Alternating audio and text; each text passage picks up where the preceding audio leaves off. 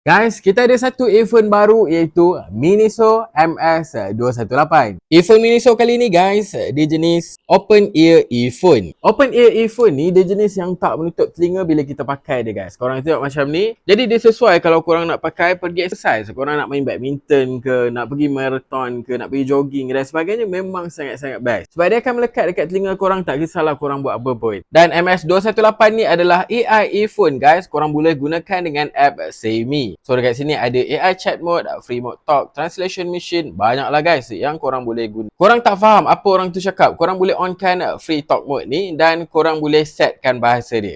So Chinese dengan English, dan apabila ada orang bercakap, automatic dia akan translatekan terus. Ataupun mungkin kita boleh gunakan photo translation untuk kita nak translatekan melalui gambar. So kita just tangkap gambar je dan korang tengoklah tu automatic dia translatekan daripada bahasa asing. Tapi guys, first kali of course kita nak dengar kualiti bunyi dia. Sebab kalau kualiti cantik barulah best pakai. So far guys, full volume dia memang kuat. Walaupun dia duduk dekat luar telinga macam ni, tapi bass dia pun memang best. Kekuatan bunyi dia pun memang kuat. Untuk mic test, mic dia memang jelas lah kalau korang nak buat call masa korang tengah jogging ke ataupun korang tengah pakai earphone ni kan. Memang dengar jelas, tak ada masalah, tak payah tukar speaker, tak payah tukar mic dan sebagainya. Dan untuk delay test, latency dia memang cukup rendah, bawah 50 millisecond je. Tapi korang kena onkan mode gaming dia dengan menekan lama dekat sini. So korang tekan lama dan dia akan lajukan latency dia. So kalau korang nak main game memang cantik, tak ada masalah langsung. Dan dia datang dengan device dan juga dua user manual ni. Check out terus dekat beg kuning kat bawah thumbnail.